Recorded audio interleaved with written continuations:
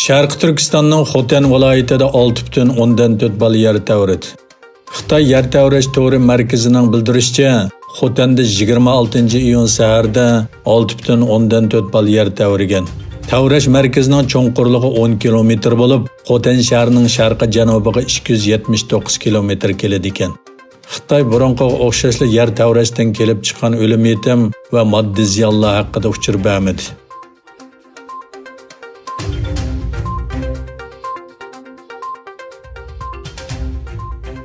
Xitoyning Sharq Turkistondagi irqiy qirg'inchilik vositalaridan biri bo'lgan yig'ilish lagerlarining hayot shohidi Sayragul Saudbayning kechirmishlari Germaniyalik yozuvchi Aleksandra Kaveli o'z tarafidan kitoblashtirildi.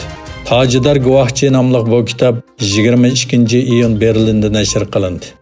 Kitob tonishtirish yig'iniga Dunyo Uyg'ur qurultayining raisi Dolqin Aysa qatorliq rahbarlar ishtirok qildi.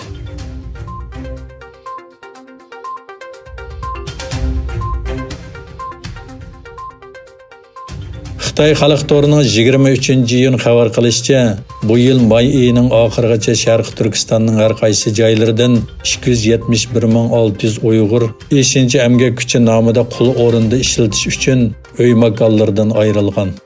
Xitoy yaqinqi yillardan buyon Sharq Turkiston xalqini xitoylashtirish uchun turli vositalarni qo'llanish bilan birga, ularni har xil shiorlar bilan yurtlardan surgun qilib, Xitoy o'lkalariga avatmoqda.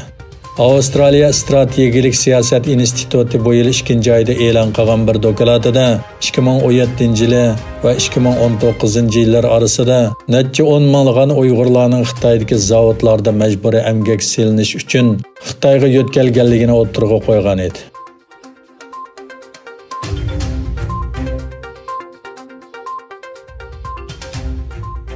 Amerika Davlat Mudofaa Ministerligining qarashicha, Huawei o'z ichiga olgan 20 Xitoy shirkati Xitoy armiyasining idorchiligida yoki kontrolligida ekan.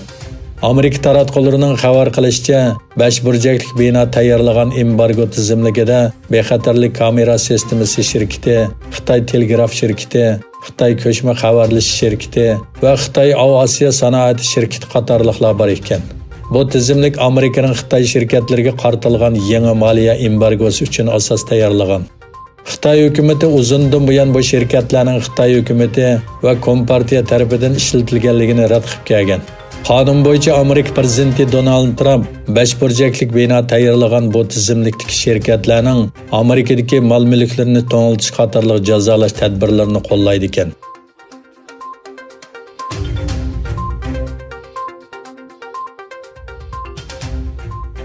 Amerika Tashqi ishlar ministri Mike Pompeo Amerika bilan Yevropa ittifoqi davlatlari orasida Yevropaning iqtisodiy strategiyasini o'g'irlagan deb ayblangan Xitoyga qarshi turishni planlayotgan o'rtaq mexanizm andisisining muhimligini ta'kidladi.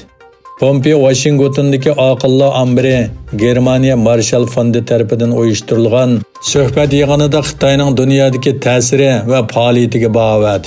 Pompeo Amerikaning har vaqt Xitoy bilan yaxshi munosabat qurishni umid qilganligini, lekin Xitoyning buningga o'xshash darajada tirishchanlik ko'rsatmaganligini tilga olib bunday dedi.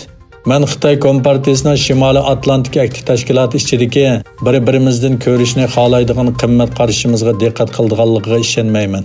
Pompeo Xitoyning Hindiston va Sharqi Janubiy Osiyodagi Malayziya, Indoneziya, Vyetnam va Filippinga ig'ir tahdid selishga boshlaganligini, shunga Amerikaning Yevropadagi kuchini bu rayonga yo'tkashga boshlaganligini ta'kidladi. Pompeo Xitoyning o'z iqtisodi uchun Yevropa ittifoqining ilmiy va iqtisodiy uchurlarini o'g'irganligini va qoidaga tayangan savdo sistemasini suiiste'mol qilganligini bayon qilib, Yevropa ittifoqining Xitoyga qarshi harakat qilinishi kerakligini ogohlantirdi.